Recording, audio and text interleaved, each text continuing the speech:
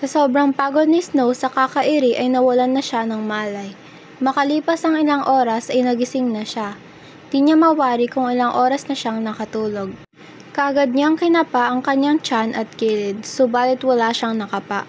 Doon ay nangilid ang kanyang mga luha at sobrang bigat ang kanyang nararamdaman. May kumatok sa pintuan at pumasok sa kwartong kinaroroonan niya at nakita niya ang doktor.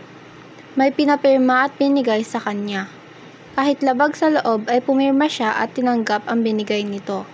Walang kamalay-malay si Snow na may CCTV sa loob ng room niya at may isang taong matagal na siyang minamanmanan.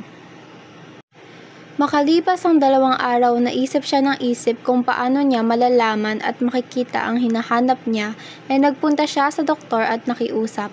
Kaagad naman siyang pinagbigyan nito.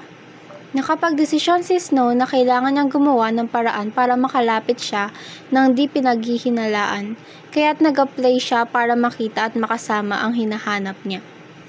Si Daxton ay isang gay. Gusto niyang magkaanak pero ayaw niyang mag-asawa. Nakatanggap siya ng tawag na may tuturing niyang napakalaking good news. Busy rin siya sa work kaya't kailangan niyang ng mag-aalaga kay Rain habang wala siya. Ngayon ang araw na darating ang mag-a-apply na makakasama nila. Kilalang kilala niya ito at matagal niya nang hinihintay. Dumating si Snow sa ina-applyan niya at nakita niya ang taong parang pamilyar sa kanya. Natanggap siya at sinabi na sa kanya ang mga trabaho niya. Kaagad niyang hinanap ang kanyang pakay. Naluha siya sa galak na makita at mayakap niya ang bata.